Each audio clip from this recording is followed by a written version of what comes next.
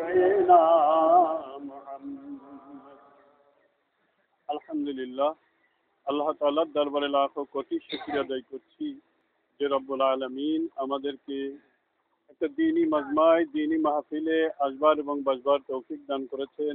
এজন্য আল্লাহ তাআলার শুকরিয়া আদায় করে সকলে মহব্বতের সঙ্গে বলি আলহামদুলিল্লাহ। কারোর কথায় কারোর কষ্ট লাগে, কারোর কথায় কারোর ভালো লাগে, কেউই কারোর কথায় কষ্টও পাবেন না, দুঃখ পাবেন না। তার কারণ হলো যে আসলে মুজাদ্দিদ জামান রহমাতুল্লাহ আলাইহি তিনি কে? আমরা কি তাকে মানতে বাধ্য? যদি বাধ্য হয়ে থাকি তাহলে কেন? দেখুন, আল্লাহ তাআলা এই পৃথিবী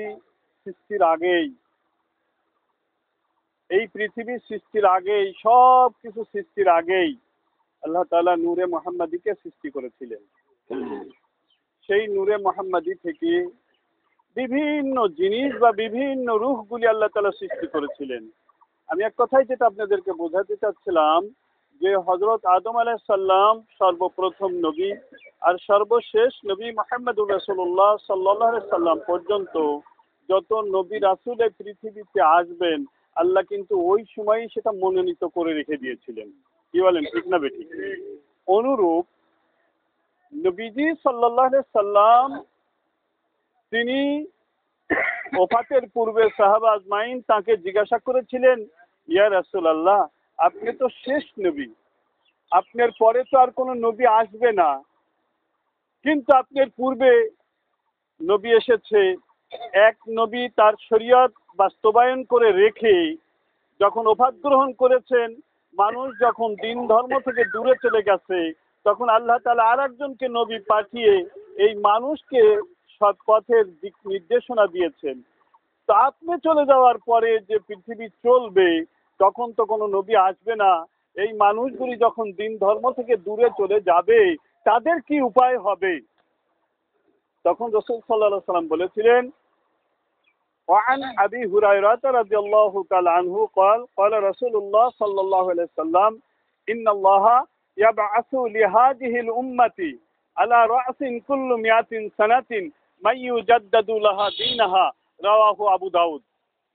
আবু দাউদ শরীফের মধ্যে আসছে, রাসূল পাক সাল্লাল্লাহু আলাইহি সাল্লাম বলছেন, নিশ্চয়ই এই উম্মতের মধ্যে প্রতি 100 বছরের মাথায় একজন করে নবায়নকারী, সমাজ সংস্কারক, মুজাদ্দিদ আমি আল্লাহ তাআলা প্রেরণ করবেন। তাহলে প্রতি 100 বছর পর পর একজন করে মুজাদ্দিদ এই উম্মতের মধ্যে আল্লাহ তাআলা দ্বীনকে নবায়নের জন্য প্রেরণ করবেন। এটা রাসূলের হাদিস। আর আমার রাসূল মা ইয়ানতিকু আনিল হাওয়া ইন হুয়া ইল্লা ওয়াহয়ু ইউহা, আমার রাসূল ততক্ষণ পর্যন্ত কিছুই বলেন না যতক্ষণ পর্যন্ত আল্লাহ ওহী না প্রেরণ করেন। ওহী তো দুই রকমের, একটা মাতলু ওহী, একটা গায়ের মাতলু ওহী। মাতলু ওহী যেটা কোরআনে কারীম, আর গায়ের মাতলু ওহী যেটা হলো হাদিসে রাসূল।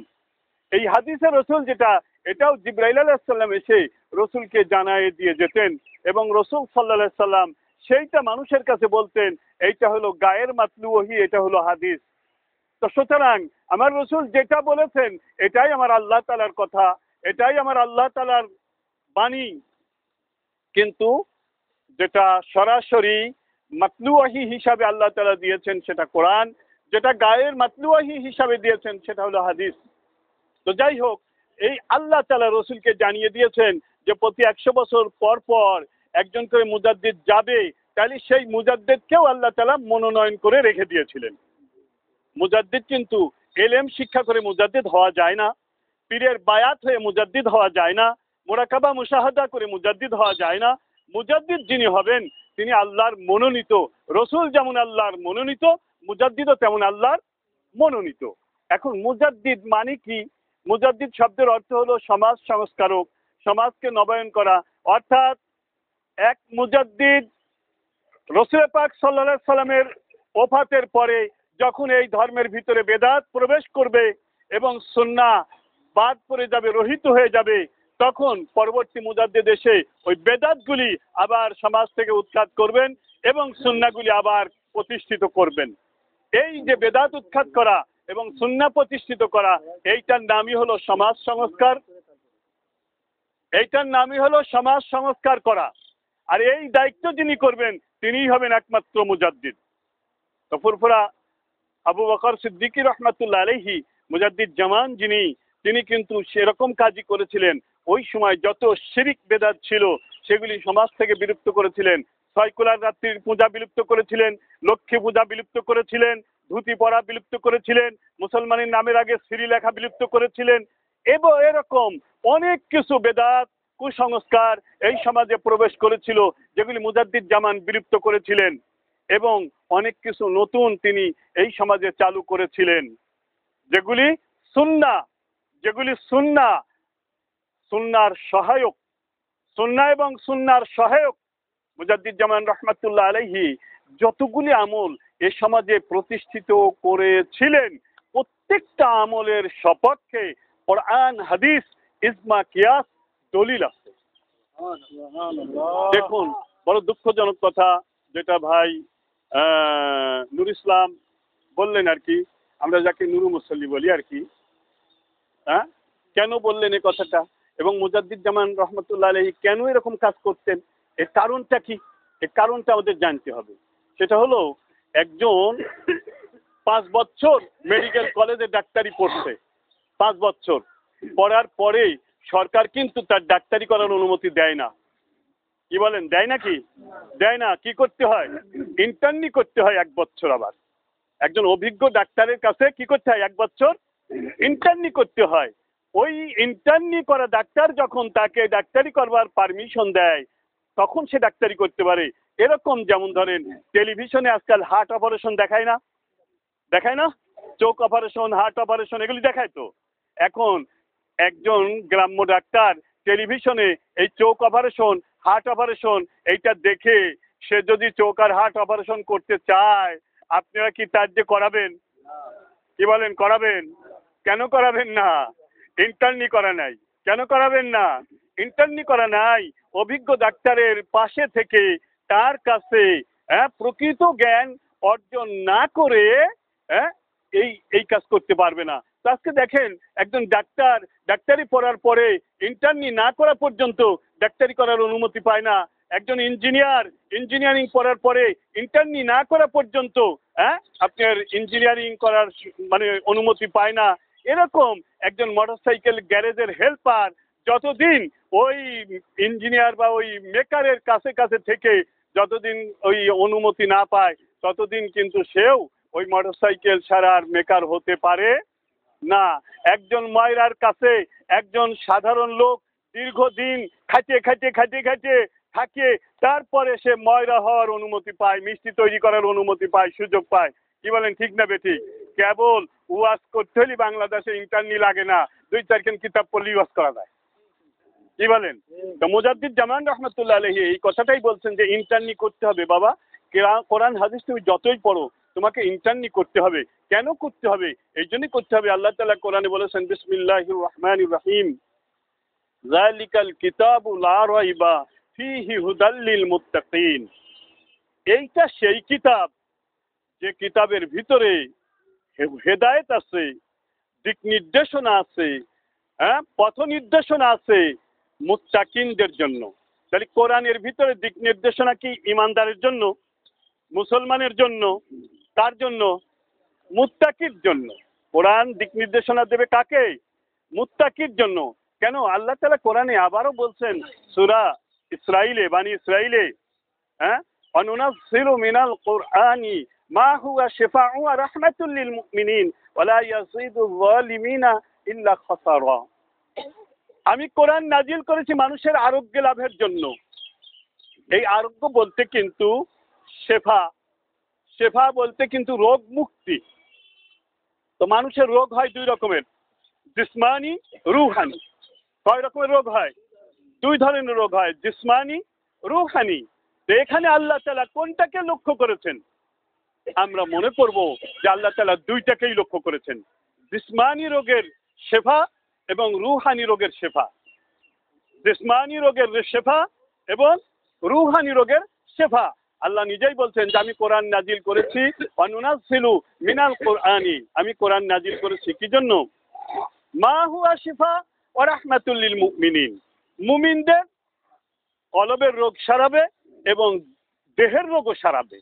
যার জন্য বুখারী শরীফের হাদিসে আসছে, রাসূল পাক সাল্লাল্লাহু আলাইহি ওয়াসাল্লাম বলছেন যে সূরা ফাতিহা পড়ে কোনো আল্লাহওয়ালা মানুষ যদি কারোর উপরে ফুৎকার দেয়, দম দেয়, তাহলে তার সমস্ত রোগী আল্লাহ তাআলা সারায় দেবেন।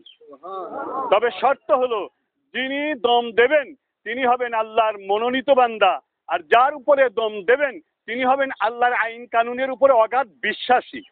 যদি আল্লাহর আইন কানুনে অগাধ বিশ্বাসী না হয়, তাহলে যত বড় পীর সাহেবই দম দেন না কেন, ওই দমে তার রোগ মুক্তি হবে না।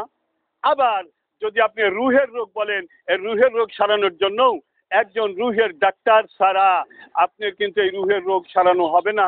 আল্লাহ তাআলা কোরআন নাজিল করেছে রুহের রোগ সারানোর জন্য। আজকে বাজারে মেডিকেল সায়েন্সের বই কিনতে পাওয়া যায়, যেটা আপনার ঢাকা মেডিকেলে পড়ানো হয়, রাজশাহী মেডিকেলে পড়ানো হয়, ফরিদপুর মেডিকেলে পড়ানো হয়। এই মেডিকেল কলেজে যে বইগুলি পড়া হয়, এই বইগুলি তো লাইব্রেরিতেই কিনতে পাওয়া যায়, কি বলেন? এই বইগুলি কিনে নিয়ে এসে আমি যদি পড়ি, পড়ার পরে যদি আমি ডাক্তারি করতে চাই, পারবো? কি বলেন? পারবো নাকি? পারবো না। দোকানে তো ওষুধ আছে, ফার্মেসিতে কি আছে? ওষুধ আছে। আর বই কিনে নিয়ে এসে আমি পড়েছি, কেন ডাক্তারি করতে পারবো না? কি বলেন? পারবো আমি? কোনোদিনও পারবো না। আমার একজন অভিজ্ঞ উস্তাদের কাছ থেকে ওই বইটা বুঝে নিতে হবে। বুঝে নেওয়ার পরে আবার হাতে কলমে সেটার প্রয়োগ আমাকে, ডোজ সেটা আমাকে শিখতে হবে। যেমন অপারেশন করতে হলে সব নিয়ম বইতে লেখা আছে, এরপরেও একজনের সঙ্গে থেকে হাতে কলমে আমাকে কিন্তু ওই অপারেশন সার্জিক্যালটা শিখতে হয়। তো অনুরূপ কোরআন হাদিসের জ্ঞান, এটা আমরা যতই পড়ি না কেন, এটা যদি আমরা যোগ্য অভিজ্ঞ রুহের ডাক্তার যিনি আল্লাহওয়ালা, যিনি এরকম দিনদার পরহেজগার, যিনি মুত্তাকি, আমরা যদি তার ইন্টারনি না করি, তাহলে আমরা কিন্তু এগুলি নিজেরাও বুঝতে পারবো না, মানুষকেও বুঝাইতে পারবো না, বরং বুঝাইতে গিয়ে আমরা অনেক সময় কি করে ফেলবো? ভুল করে ফেলবো। যেমন আমি একটা উদাহরণ, আমি যে টপিক্সটা শুরু করেছি, যেটা আমার ভাইজান শুরু করে দিয়েছে আর কি, আমি বলতে বাধ্য হচ্ছি, এটা কিন্তু অনেক লম্বা কথা। আমি একটা উদাহরণ আপনাদের দেই। একই কোরআনের আয়াতের ব্যাখ্যা কয় রকম হয় দেখেন। ইমাম গাজ্জালী রহমাতুল্লাহ আলাইহি তো বলছেনই, আল্লাহ রসুলের হাদিসও আছে। ওয়ান ইবনে মাসউদ রাদিয়াল্লাহু তাআলা আনহু قال رسول الله صلى الله عليه وسلم انزل القرآن على 7 أحرف لكل آيات منها ظهر ولكل حد مطلع رواه شرح সুন্নাহ। শরহে সুন্নাহ কিতাবের হাদিস, শরহে সুন্নাহ থেকে এই হাদিসটা মিশকাত শরীফে আনা হয়েছে। এই হাদিসে আল্লাহ রসুল বলছেন যে আল্লাহ তাআলা কোরআনকে নাজিল করেছেন আরবের আঞ্চলিক 7টি হরুফে। আরবের আঞ্চলিক 7টি হরুফে, 7টি ভাষায়। আমরা একজনের এটা পড়া শুনলি পটাত করে ভুল ধরে বসে থাকি। কি বলেন? আমরা কি আরবের আঞ্চলিক 7টি ভাষায় কি জানি? তাহলে কোরআন ভুল ধরা কিন্তু এত সহজ কাজ না, এত সহজ কাজ না। আরবের আঞ্চলিক 7টি ভাষায়, এমনকি সাহাবীদের মধ্যেও কোরআন পড়ার ভিতরে মত পার্থক্য ছিল, এক একজন এক এক রকমের পড়তেন। যেমন ধরেন কুল ইয়া আইয়ুহাল কাফিরুন, আর আমরা কি পড়ি? কাফিরুন। এই কাফিরুন এটাও কিন্তু সহি, এটাও কি সহি। এরকম অনেক অনেক কথা আছে যেগুলি বলতে গেলে অনেক সময় লাগবে। আরবের আঞ্চলিক 7টি ভাষায় আল্লাহ তাআলা 7টি হরফে কোরআনকে নাজিল করেছিলেন। আর এর প্রত্যেকটা আয়াতের 2টা অর্থ। লিকুল্লি আয়াতিন মিনহা যাহরুন ওয়া লিকুল্লি হাদ্দাম মাতলাউ। প্রত্যেকটা আয়াতের একটা জাহেরি আর একটা বাতুনি অর্থ আছে। এটা কিন্তু রসুলের কথা, এটা কোনো পীর সাহেবের কথা না। ইমাম গাজ্জালী রহমাতুল্লাহ ঠিক তাই বলেছেন যে কোরআনের প্রত্যেকটা শব্দের 2টা করে অর্থ, একটা জাহিরি একটা বাতুনি। তো এখন আল্লাহ তাআলা কোরআনে বলছেন ওয়াস্তাগফিরহু ইন্নাহু কানা তাওয়াবা, নবীজিকে উদ্দেশ্য করে বলেছেন তুমি তওবা করো, তুমি ক্ষমা চাও, নিশ্চয়ই আল্লাহ তওবা কবুলকারী। এখন এই নবীজিকে আল্লাহ তাআলা যে তওবা করতে বলছেন, এর কিন্তু 2টা অর্থ, একটা জাহিরি একটা বাতুনি, একটা জাহিরি একটা বাতুনি। যারা বাতুনি অর্থ, বাতুনি আলেম উলামাদের নিকটে না যে না শিখবে, তারা জাহিরি অর্থ করে নিজেদের ঈমান আমল নষ্ট করবে। কেমন? আমি যদি বলি যে জহুর ভাই আপনি ওই নুরু ভাইয়ের কাছে একটু ক্ষমা চান, তো জহুর ভাই প্রশ্ন করবে না যে কেন ক্ষমা চাইবো, আমি কি অপরাধ করছি? কি বলেন, ঠিক না বেঠিক? বলবে তো? এটা বলাই তো স্বাভাবিক। তাহলে কেউ যদি কাউকে ক্ষমা চাইতে বলে তাহলে অপরাধ করলেই ক্ষমা চাইতে বলে, কি বলেন? তাহলে আল্লাহ তাআলা নবীজিকে ক্ষমা চাইতে বলছেন, তাহলে নবীজি অপরাধ করেছেন। নাউজুবিল্লাহ বলেন।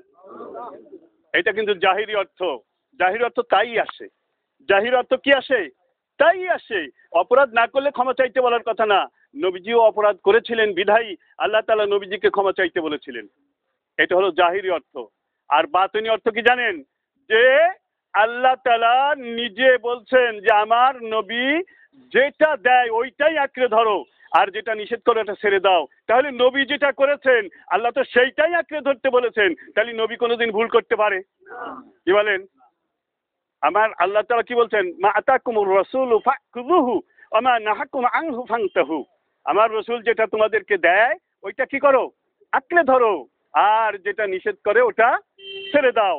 তাহলে রাসূল যেটা পড়েছেন, রাসূল যেটা বলেছেন ওইটাই শরিয়ত, ওইটাই আমার আল্লাহ অনুমোদন করেছে, আমার আল্লাহ গ্রহণ করেছে। আমার আপনার দৃষ্টিতে সেটা ভুল হলেও আমার আল্লাহ তাআলা ওইটাই কবুল করে নিয়েছেন। সুবহানাল্লাহ বলবেন না? সুতরাং নবীজি কখনোই কোনো ভুল করেন নাই। তবে নবীজি কি করেছেন জানেন? যে উত্তম, দুইয়ের মাঝে উত্তম, অতি উত্তম, অর্থাৎ ভালো, কি বলেন? ভালো, দুইয়ের মধ্যে ভালো, খুব ভালো। খুব ভালোটা না করে ভালোটা করেছেন। এটা কি অপরাধ? যেমন আদম আলাইহিস সালাম যেটা করেছিলেন, আল্লাহ তাআলা ওই গন্ধম গাছের কাছে যেতে নিষেধ করেছিলেন, এটা ছিল খুব ভালো কাজ। কিন্তু সেখানে যে গিয়েছেন এটাও ভালো কাজ, কিন্তু খুব ভালো হয় নাই। তো নবীর জন্য এই খুব ভালো না হওয়াটাই কি বলেন আল্লাহর কাছে খারাপ। কিন্তু এটা কি কোনো অপরাধ? না, এটা কোনো অপরাধ না, এটা কোনো পাপ না। কি বলেন? 1,00,000 টাকা দান করা খুব ভালো, 10 টাকা দান করা ভালো। তা এখন 1,00,000 দান না করে যদি 10 টাকা দান করি গুনাহ হবে? তো নবীদের আমলগুলি ঠিক এরকম ছিল। নবীদের আমলগুলি ঠিক এরকম ছিল, যেটা সাধারণ মানুষের কাছে মনে হয়েছে যে আল্লাহ এটা বলছে, নবী এটা করলেন, এটা তো আল্লাহর বিরোধিতা বা আল্লাহর অবাধ্য হয়ে গেছে। নাউজুবিল্লাহ। না, আল্লাহ যেটা বলছেন ওটা ছিল খুব ভালো, ওইটা করলে খুব ভালো হতো। কিন্তু যেটা করছিলেন ওটাও ভালো, যেটা করছিলেন ওটাও ভালো। এটাই কিন্তু আকীদা। খুব সাবধান। ঈমান যতই থাক, আকীদায় ত্রুটি থাকলে কোনো কাজ হবে না। তো যাই হোক, এরকম আয়াতের ব্যাখ্যা করতে গিয়ে এখানে যারা ইলমে তাসাউফের অধিকারী তারা বলছেন যে এখানে আল্লাহ তাআলা নবীকে তওবা করতে বলেছেন এই জন্য যে নবীজি যখন দুনিয়ায় থাকবেন না তখন তো ইসলামের বিজয় আসবে, তখন তো ইসলামের বিজয় আসবে। তো তখন মুসলমানেরা বিজয় উল্লাস করতে গিয়ে গান বাজনা রং তামাশা এগুলি করবে। তো তখন আল্লাহ তাআলা তাদেরকে বিজয় উল্লাস শিক্ষা দিয়েছে, হে নবী তোমার মক্কা বিজয় হয়ে গেছে, এখন সুবহানাল্লাহ আলহামদুলিল্লাহ পড়ো, আস্তাগফিরুল্লাহ পড়ো, এইটা হলো তোমার বিজয় উল্লাস। তো হে মুসলমানেরা, আমার নবী যখন থাকবে না, তোমাদের মাঝে যখন কোনো বিজয় আসবে তখন তোমাদেরও বিজয় এমনই হবে, রং তামাশা গান বাজনা ঢোল ডগর খেলাধুলা ক্রীড়া মজাক এগুলি হবে না, বরং তখন আল্লাহর তাসবিহ পড়বে, আল্লাহর হামদ পড়বে, আর আল্লাহর কাছে তওবা করবে যে আল্লাহ এত বড় বিজয় তুমি আমাদেরকে দিয়েছো, না জানি এর মধ্যে যদি কোনো ত্রুটি আমাদের হয়ে থাকে ক্ষমা করে দাও। এটা উম্মতকে শিক্ষা দেওয়ার জন্য, এটা উম্মতকে, এটা হলো ইলমে তাসাউফের কথা। আর একটা হলো উম্মতের পক্ষ থেকে রাসূল সাল্লাল্লাহু আলাইহি সাল্লাম যখন মক্কা বিজয়ের পরে এই সূরাটা নাজিল হয়েছিল, আমি ওই লম্বা বলতে গেলে অনেক কথা এসে যেত, এই জন্য শর্টের উপরে বলছি। আপনাদের হয়তো বুঝতে একটু অসুবিধা হচ্ছে যে কোন বিজয়। এই মক্কা বিজয়ের পরে এই সূরাটা নাজিল হয়েছিল। তখন আল্লাহ তাআলা রাসূলকে বলছিলেন যে তুমি তওবা করো। কেন? তোমার সাহাবা আজমাইন যারা এই জিহাদের কাজ করতে গিয়ে ছোটখাটো কোনো ত্রুটি যদি করে ফেলে তাদের পক্ষ থেকে তুমি তওবা করো, তাদের পক্ষ থেকে তুমি কি করো? তওবা করো। আর একটা হলো উম্মতকে শিক্ষা দেওয়ার জন্য তুমি তওবা করো। আর একটা হলো তোমার উম্মত যখন আবার বিজয় লাভ করবে, বিজয় উল্লাস তারা কিভাবে করবে এই শিক্ষা দেওয়ার জন্য আমি এই কথাটি তোমাকে শিক্ষা দিয়েছি। বলেন না সুবহানাল্লাহ। এরকম কোরআনে আরো কিছু আয়াত আছে, আরো কিছু আয়াত আছে যে আয়াতগুলির অর্থ যদি আমরা শুধু জাহেরিটা ধরি, বাতিনিটা বাদ দিয়ে দেই, তাহলে আমাদের ঈমান আমল ঠিক থাকবে না। এই জন্যই মুজাদ্দিদ জামান রাহমাতুল্লাহ আলাইহি বলেছেন যে কথা বলতে হলে এমন লোক কথা বলবে যাদের ভিতরে দুই এলেমের সমন্বয় আছে, যারা এরকম শুধু জাহিরি অর্থ করে মানুষের ঈমান আমল নষ্ট করার সুযোগ নাই, এই জাতীয় লোকই কথা বলবে। যেহেতু যেহেতু কোরআন পথ দেখাবে কাদের, বলেন কাদের পথ দেখাবে? মুত্তাকিদের। এটা খুব ভালো করে মনে রাখতে হবে। মুসলমান হলেই কোরআন পথ দেখাবে না, মুমিন হলেই কোরআন পথ দেখাবে না, মুত্তাকিদের পথ দেখাবে। এবং আমি সূরা বানী ইসরাঈলের যে আয়াতটা তেলাওয়াত করেছি, যে আয়াতটা বলেছি আপনাদেরকে যে এটা মুমিনদের জন্য আরোগ্য, আর ওয়ালা ইয়াজিদুল যালিমিনা ইল্লা খাসারা, যারা জালেম অর্থাৎ যারা মুত্তাকি নয়, দিনদার পরহেজগার নয়, মুসলমান তারা কিন্তু জালেম মুসলমান, তারা এটা থেকে ধ্বংস হয়ে যাবে। তাই কোরআন পড়েই মানুষ ধ্বংস হবে, কোরআন শুনেই মানুষ ধ্বংস হবে, এটা আমার আল্লাহ তাআলার কথা। কোরআন পড়েই মানুষ ধ্বংস হবে আর কোরআন শুনেই মানুষ ধ্বংস হবে। তো কোরআন পড়ে যারা পথ পাবে তারা হলো মুত্তাকি, আর কোরআন পড়ে যারা ধ্বংস হবে তারা হলো জালেম। জালেম কাকে বলে? যে গুনার কাজ করে সেই জালেম। মিথ্যা কথা বলে, সুদ খায়, ঘুষ খায়, জেনা করে, নামাজ কাজা করে, জামাত কাজা করে, হ্যাঁ, শরীয়তের ওজর ব্যতীত এরকম যারা গুনার কাজ করে তারাই জালেম। কিভাবে? নিজের নফসের উপরে তারা জুলুম করেছে, নিজের নফসের উপরে তারা জুলুম করেছে। গুনার কাজ করেছে মানে কি? নিজের নফসের উপরে জুলুম করেছে। তো যারা এরকম নিজে গুনার কাজ করে, মিথ্যা কথা বলে, গীবত গায়, নিন্দা করে, বেপর্দায় তার মেয়ে বউ চলে, নিজে বেপর্দায় চলে, বা বেপর্দায় নারী পুরুষের সঙ্গে সহবতে উঠা বসা মেলামেশা করে, এরাই জালেম, এরাই তাদের নফসের উপরে জুলুম করেছে। আর এই জালেমরাই কোরআন পড়ে কিন্তু ধ্বংস হয়ে যাবে। এই জালেমরাই কোরআন পড়ে কি হয়ে যাবে? ধ্বংস হয়ে যাবে। তো যাই হোক, এই জন্য আমার বক্তব্য যেদিকে আপনাদের দেওয়ার ইচ্ছা ছিল সেদিকে আজকে আর দিতে পারলাম না। যেহেতু যে কথাটা বললেন এটা যদি আমি একটু উন্মোচন করে না দেই তাহলে হয়তো আমাদের ভিতরে একটু দ্বিধাদ্বন্দ্ব এসে যাবে যে কেন কেন সকলেই কথা বলতে পারবে না, কেন কোরআন হাদিস অনুযায়ী যাদের ভিতরে শরিয়ত মারিফাত দুই আছে তারাই কেন বলতে পারবে আর অন্যরা বলতে পারবে না কেন? এটা যদি একটু ভেঙে না দেই তাহলে এটা নিয়ে আমাদের ভিতরে একটা ভুল বুঝাবুঝি থেকে যেতে পারে। কি বলেন? এই জন্য কোরআনের আয়াতের যে দুইটা অর্থ আছে এই দুইটা অর্থই আমাদেরকে জানতে হবে, দুইটা অর্থই আমাদেরকে জানতে হবে। আর এই দুইটা অর্থ জানার জন্য আমাদের কিন্তু জাহেরি উস্তাদ, বাতিনি উস্তাদ দুইটাই আমাদের প্রয়োজন হবে, দুইটাই আমাদের প্রয়োজন হবে। কি বলেন? একদল লোক কয় যে ইল্লাল্লাহ ইল্লাল্লাহ, আল্লাহ ছাড়া ইদ্যা আবার কি? কি বলেন? বলে কি বলে না? ওরা জাহিরি এলেম, ইল্লাল্লাহ মানে আল্লাহ ছাড়া, কিন্তু এর বাতিনি অর্থটা কি এইটা যদি কেউ না জানে তাহলে তো সে ভুল করবেই। কি বলেন? সে তো ভুল করবেই। ইল্লাল্লাহ ইল্লাল্লাহ, আল্লাহ রাসূল সাল্লাল্লাহু আলাইহি সাল্লাম একদিন কাবা চত্বরে সাহাবা আজমাইনদেরকে বললেন যে এই কাবা চত্বরে কুকুর, সাপ, বিচ্ছু, কাক ব্যতীত কোনো প্রাণী মারা যাবে না, কোনো গাছ কাটা যাবে না, কোনো প্রাণী মারা যাবে না, কোনো গাছ কাটা যাবে না। সাহাবা আজমাইন বললেন ইয়া রাসূলুল্লাহ ইসখির ঘাস? তখন রাসূল বললেন ইল্লা ইসখির ইল্লা ইসখির ইল্লা ইসখির।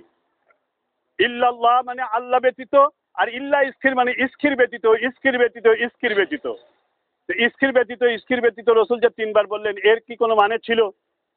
কি বলেন? এর কি কোনো মানে ছিল? এর কিন্তু মানে ছিল না। মানে হলো কখন?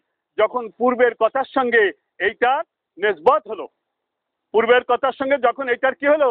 নিসবত হলো। তো যখন একবার লা ইলাহা ইল্লাল্লাহর জিকির করেছি এরপরে ইল্লাল্লাহ শুধু বললে ওই লা ইলাহা ইল্লাল্লাহর নিসবতটা এই ইল্লাল্লাহর সঙ্গে যোগ হয়ে এর অর্থকে পূর্ণ করে।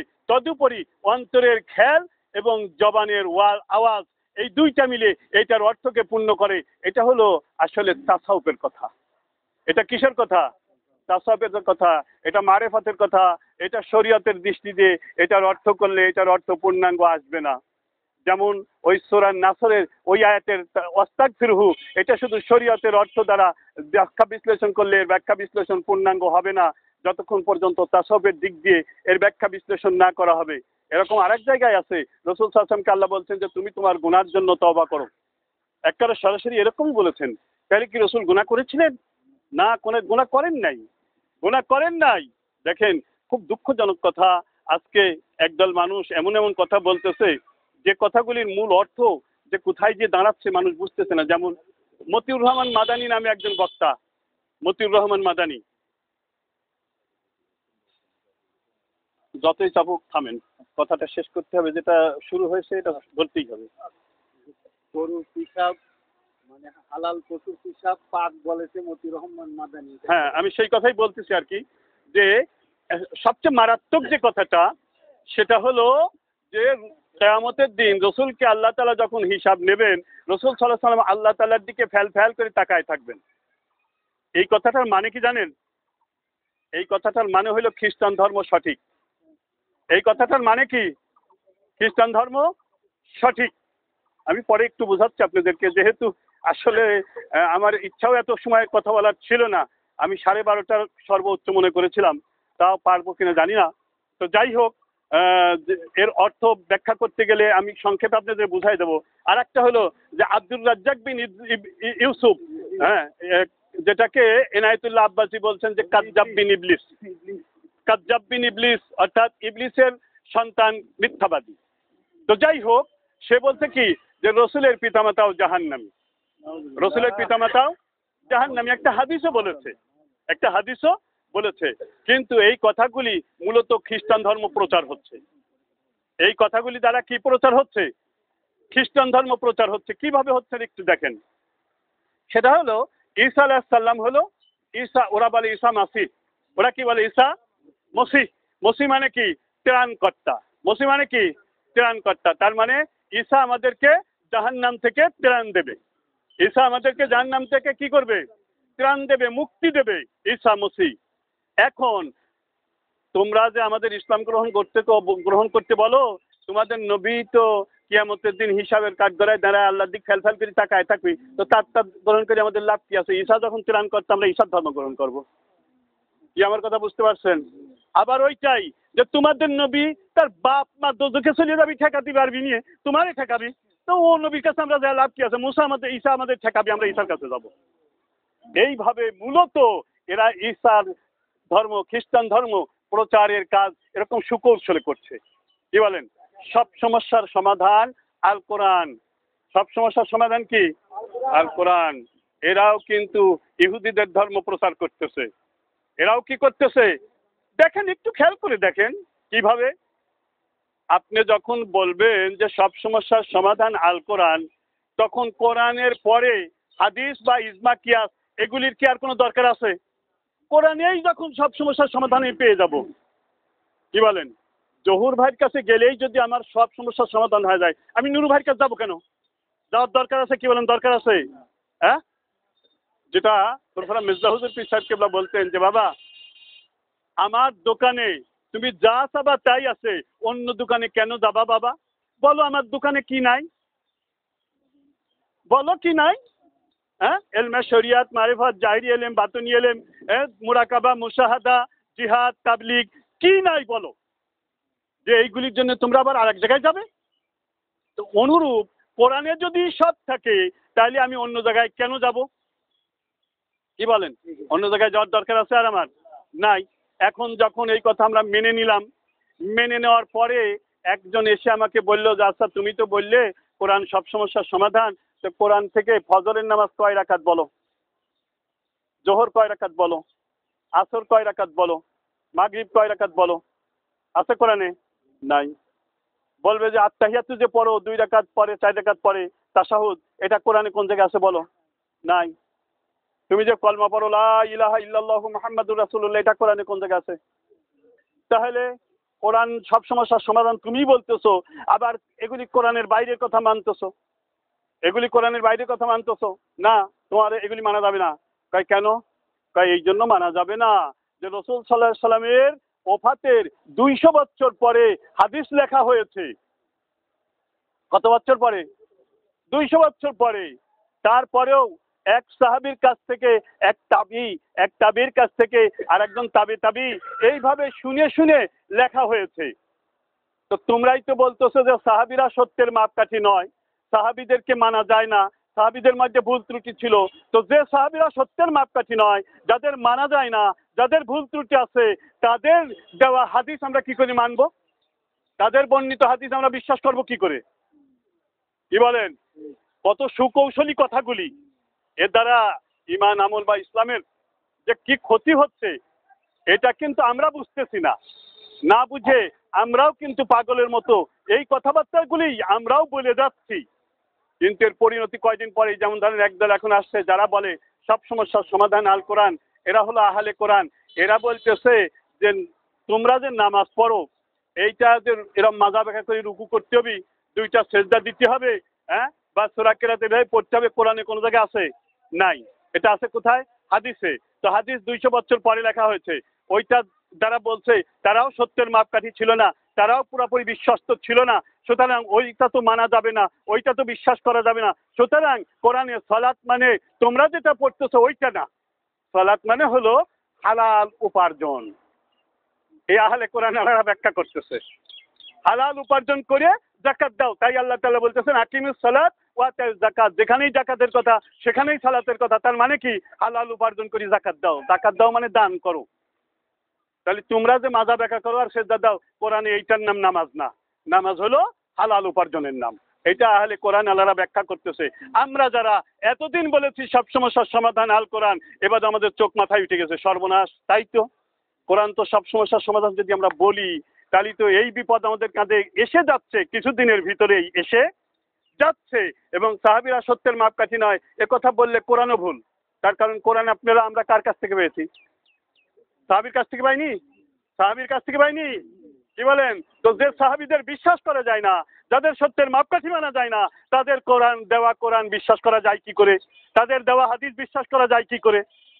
খুব মারাত্মক কথা। কিন্তু কিন্তু আমাদের বোধগম্য হচ্ছে না যে আমরা কি বলছি আর কি করছি। এই জন্য এই যাত্রার ওয়াজ করাও নিষেধ, শোনাও নিষেধ। এই কারণেই দেখেন আইয়াম বীজের যে রোজা, প্রতি চাঁদের 13, 14, 15-তে রসুল রোজা রাখতেন। কি বলেন? আর এই রোজার একটার বিনিময়ে 10টা, এই রোজা একটার বিনিময়ে 10টা, শুধু সওয়ালের একটার বিনিময়ে 10টা না। কি বলেন? হ্যাঁ, আল্লাহ তাআলা কোরআনে নিজে বলছেন মান জাবিল হাসানা ফালাহু আজরু আশরা। হ্যাঁ, তার মানে আমরা যারা আখেরি জামানার উম্মত, আখেরি জামানার নবীর উম্মত, দিনদার পরহেজগার মুত্তাকি, আমরা যে কোনো আমল করলে আমাদের প্রত্যেকটা আমল 10 গুণ। সুবহানাল্লাহ। প্রত্যেকটা রোজা আমাদের 10 গুণ, রমজানের রোজাও 10 গুণ, হ্যাঁ, এবং রমজানের কারণে আরো 70 গুণ, সওয়ালের রোজা 10 গুণ, আইয়াম বীজের রোজা 10 গুণ, হ্যাঁ, সোমবারের রোজা 10 গুণ, বৃহস্পতিবারের রোজা 10 গুণ, আমাদের 1 টাকা দান করলে 10 গুণ, আমাদের 100 টাকা দান করলে 10 গুণ, আমাদের সবকিছুই 10 গুণ। আল্লাহ তাআলা আমাদের সকলকে শহীদিনের বুঝ দান করুন। আর এই যে কথা বলছিলাম যে দেখেন আসলে কোরআন হাদিস পড়লেই হবে না, শুনলেই হবে না। দিনদার পরহেজগার মুত্তাকি ছাড়া কোরআন হাদিস থেকে পথ পাবে না। এখন মুত্তাকি হতে আল্লাহ তাআলা আমাদেরকে অনেকবার বলছেন ইয়া আইয়ুহাল্লাযীনা আমানুত্তাকুল্লাহ ওয়া কুনু মাআস সাদিকিন। হে ঈমানদারেরা তোমরা মুত্তাকি হও, তোমরা আল্লাহকে ভয় করো। ইয়া আল্লাহ, আমরা তো মুসলমান, আমরা নামাজ পড়ি, আমরা রোজা করি, আমরা পর্দা করি, আমরা যাকাত দেই, আমরা হজ করি, আমরা তো তোমাকে ভয় করি, তা আবার কি ভয় করতে তুমি বলছো আল্লাহ? ইয়া আইয়ুহাল্লাযীনা আমানু, কাদের বলছেন? কাফেরদের বলছেন? মুশরিক, মুনাফিক? না, কাদের বলছেন? ঈমানদারদের। তা আমরা তো ঈমানদার, আমরা কলমা পড়েছি, আমরা নামাজ পড়ি, আমরা রোজা করি, আমরা হজ করি, আমরা যাকাত দেই, আমরা জিহাদ করি, আমরা তাবলীগ করি, আমরা সবকিছু করি, আবার আমাদেরকে ভয় করতে বলছেন আল্লাহ? কিভাবে কিভাবে ভয় করব? কি ভয় করব আল্লাহ? আল্লাহ বললেন কি যে এইটা শিখবার জন্য অকুনু মাআস সাদিকিন, তোমরা সত্যবাদী আল্লাহর ওলির কাছে যাও। সুবহানাল্লাহ। এটা শিখবার জন্য কার কাছে যাও? সত্যবাদী আল্লাহর ওলির কাছে যাও। এই জন্যই মুজাদ্দিদ জামান বলতেন যারা আল্লাহর ওলিদের সহবতে গিয়ে যে মুত্তাকি হয়েছে তিনি একমাত্র বায়ান করবেন, আর তার বায়ানই আমরা সকলে শুনবো ইনশাআল্লাহ। এই জন্যই বলেছেন ভুল বুঝবেন না কেউই। এখানে আমরা প্রত্যেকেই নেক নিয়তের উপরে, নেক উদ্দেশ্যের উপরেই থাকি আসি ইনশাআল্লাহ। ছোটখাটো জানা অজানা ত্রুটি বিচ্যুতি আমাদের মধ্যে থাকতে পারে। এই জন্য আল মুসলিমু মান সালিমান মুসলিমুনা মিন লিসানিহি ওয়া ইয়াদিহি, সেই প্রকৃত মুসলমান যার জিহবা হাত থেকে অন্য মুসলমান নিরাপদ। আপনি যতই বলেন আমি জিহাদ করি, আপনি যতই বলেন আমি পীর মুরিদি করি, তাসাউফ করি, আপনি যতই বলেন আমি তাবলীগ করি, আপনি যতই বলেন আমি আরো কিছু করি, কিন্তু আপনার জিহবা হাত থেকে যদি অন্য মুসলমান নিরাপদ না হয় আপনি কিন্তু পরিপূর্ণ মুসলমান নয়। এটা কিন্তু রসুলের কথা। আল মুসলিমু মান সালিমাল মুসলিমুনা মিন লিসানিহি ওয়া ইয়াদিহি, সেই প্রকৃত মুসলমান যার জিহবা এবং হাত থেকে, যার ব্যবহার থেকে, যার কথাবার্তা থেকে, যার মুআমালাত মুআশারাত থেকে অন্য মুসলমান নিরাপদ থাকবে, সেই হলো প্রকৃত মুসলমান। সুতরাং আমার কথায়, আমার কাজে আপনি আঘাতপ্রাপ্ত হবেন, এরকম আঘাতপ্রাপ্ত আপনাকে করে আমি আমার মুসলিমত্ব হারাবো কেন? আমার ইসলাম আমি কেন হারাবো? এজন্য আমরা আমাদের জিহবাকে, আমাদের হাতকে আমরা সংযত করবো ইনশাআল্লাহ। আমরা প্রত্যেককেই ইজ্জত করব, ভালোবাসবো, মহব্বত করব। ত্রুটি বিচ্যুতি মানুষের মধ্যে থাকতে পারে, কম বেশি থাকতে পারে। আল্লাহ তাআলা আমাদের সকলকেই ক্ষমা করে দেন এবং সহিহ দ্বীনের বুঝ দান করেন এবং সেই অনুযায়ী আমল করবার